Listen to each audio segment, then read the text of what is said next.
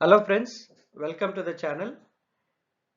ఈ వీడియోలో DSC notification సంబంధించినటువంటి విషయాన్ని డిస్కస్ చేయడం జరిగింది.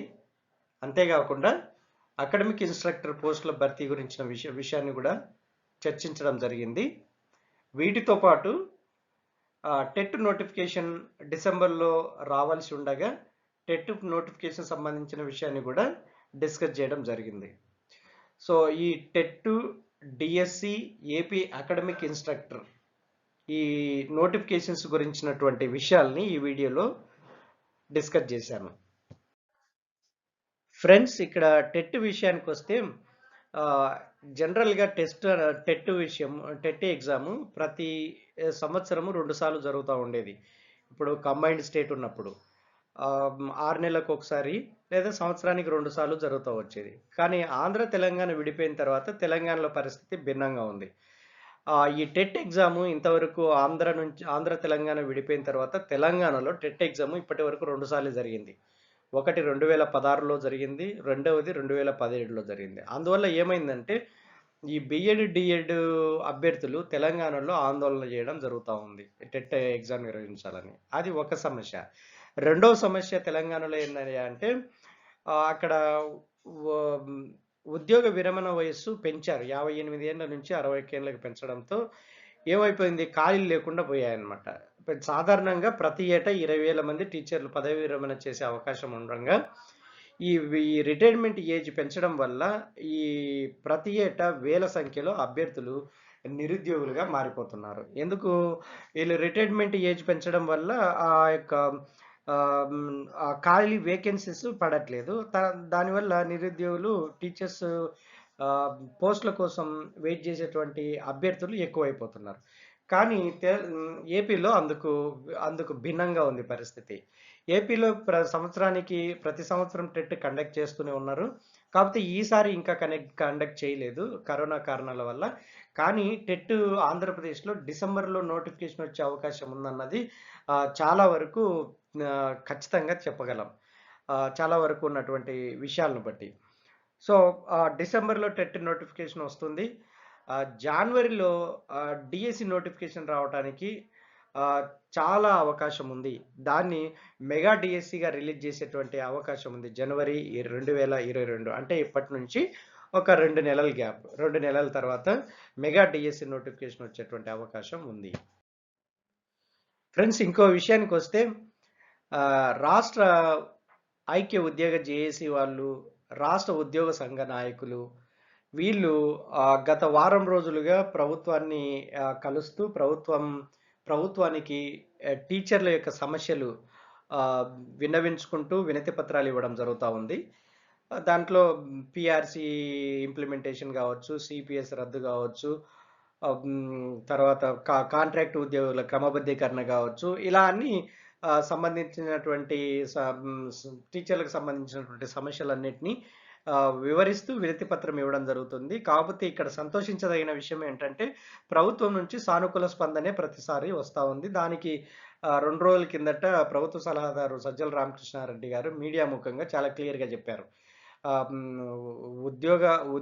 ఉద్యోగుల సమస్యలు, టీచర్ల సమస్యలు పరిష్కరించడానికి ప్రభుత్వం చిత్తశుద్ధితో ఉంది. అది కూడా ఈ అక్టోబర్ నెల చివరికల్లా అన్ని సమస్యలు పరిష్కరించడానికి మేము కృషి చేస్తున్నామని కూడా చాలా క్లారిటీగా తను మీడియా ముఖంగా చెప్పడం జరిగింది. అంతేకాకుండా ఎక్కడైతే ఉపాధ్యాయుల కొరత ఉందో అక్కడ విద్యా వాలంటీర్ల నియామకాలు కూడా చేపట్టాలని అడిగినప్పుడు కూడా దాన్ని కూడా త్వరలోనే పరిష్కరిస్తున్నాం, దాని మీద కూడా ఆలోచిస్తున్నాం, నిర్ణయం తీసుకుంటాం. ఈ అన్ని విషయాలకి ఈ నెల ఆఖరిలోపు పరిష్కారం గవర్నమెంట్ చూపెడుతుంది అని ప్రభుత్వ సలహాదారు సజ్జల రామకృష్ణారెడ్డి గారు భరోసా ఇవ్వడం జరిగింది. 2 రోజుల క్రితము ఉపాధ్యాయ ఐక్యవేదిక బృందం వారు ఉపాధ్యాయ సమస్యల మీద ఒక వినతి పత్రాన్ని ప్రభుత్వానికి సమర్పించడం జరిగింది.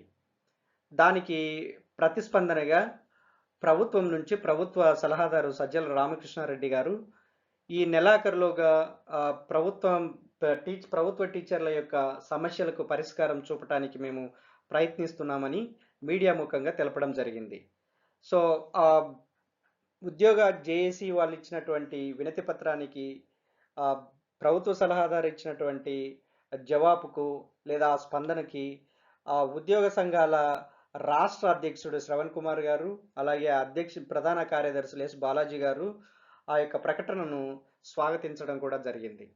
సాధ్యమైనంత వరకు అక్టోబర్ నెల చివరికల్లా గవర్నమెంట్ ఈ టీచర్ల సమస్యల పరిష్కారానికి కృషి చేస్తుందని చాలా క్లియర్గా ఇండికేషన్స్ ఇవ్వడం జరిగింది. ఫ్రెండ్స్, ఇక విషయానికి వస్తే ఏపీ ఉద్యోగ జేఏసీ ఐక్య వేదిక వారు ప్రభుత్వ సలహాదారు సజ్జల రామకృష్ణారెడ్డి గారిని కలిసి ఒక వినతి పత్రం ఇవ్వడం జరిగింది. ఈ యొక్క వినతి పత్రంలో ప్రభుత్వ ఉద్యోగుల సమస్యలను ప్రస్తావిస్తూ వినతి పత్రం ఇవ్వడం జరిగింది. ఈ వివిధ రకాలైనటువంటి సమస్యలు అవి ఏంటంటే సిపిఎస్ రద్దు, పిఆర్సి, కాంట్రాక్ట్ ఉద్యోగుల క్రమబద్ధీకరణ, అవుట్సోర్సింగ్ ఉద్యోగుల వేతనాల పెంపు తదితర విషయాలను ఆ వినతి పత్రంలో ప్రస్తావించడం జరిగింది. ఈ వినతి పత్రంని ప్రభుత్వ సలహాదారు గౌరవనీయులు సజ్జల రామకృష్ణారెడ్డి గారికి అందజేయడం జరిగింది. అయితే దీని మీద ప్రభుత్వం నుంచి కూడా సానుకూల స్పందన వచ్చిందని, ఈ యొక్క సమస్యల పరిష్కారానికి మేము చొరవ చూపుతున్నామని, ఈ నెలాఖరు నాటికి ఈ సమస్యలను పరిష్కరిస్తామని ముఖ్యమంత్రి కార్యాలయం నుంచి హామీ లభించిందని ఏపీ ఎన్జిఓల సంఘం అధ్యక్షుడు బండి శ్రీనివాసరావు గారు కూడా తెలిపారు.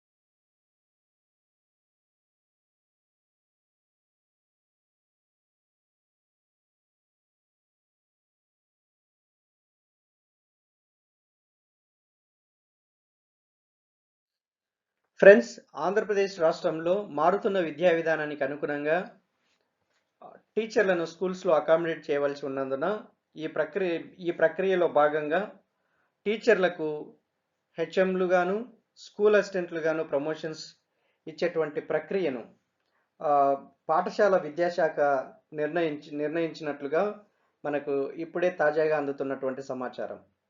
ఇందుకు సంబంధించిన షెడ్యూల్ను ఆ శాఖ డైరెక్టర్ వాడ్రేవు చినవీరభద్రుడు గారు గురువారం విడుదల చేశారు. సో ఈ ప్రమోషన్స్ ఎలా ఉంటాయన్నది నేను ఇప్పుడు చెప్తాను. ఎలా జరుగుతాయంటే స్కూల్ అసిస్టెంట్లు గ్రేడ్ 2 హెచ్ఎంలు గాను, అంటే స్కూల్ అసిస్టెంట్లు గ్రేడ్ 2 ప్రధానోపాధ్యాయులుగా ప్రమోషన్స్ పొందుతారు. సెకండ్ గ్రేడ్ టీచర్లు స్కూల్ అసిస్టెంట్లుగా ప్రమోషన్స్ పొందుతారు. ఈ మేరకు జిల్లాల వారీగా రీజనల్ జాయింట్ డైరెక్టర్లకు విద్యాశాఖ మార్గదర్శకాలను విడుదల చేసింది. స్టేట్ సబార్డినేట్ నిబంధనల ప్రకారము ఇప్పటికే డిఈఓలు జిల్లాల వారీగా సీనియారిటీ జాబితాను కూడా సిద్ధం చేయడం జరిగింది. ఈ జాబితాలను రీజనల్ జాయింట్ డైరెక్టర్లు డిఈఓ కార్యాలయంలో నోటీసు బోర్డులో అందరికీ కనిపించేలా ఉంచాలి. ఈ ప్రమోషన్స్ అన్నీ పారదర్శకంగా జరగాలి.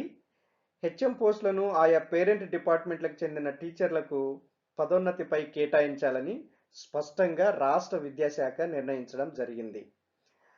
తదనుగుణంగా ఇన్స్ట్రక్షన్స్ ఇవ్వడం కూడా జరిగింది.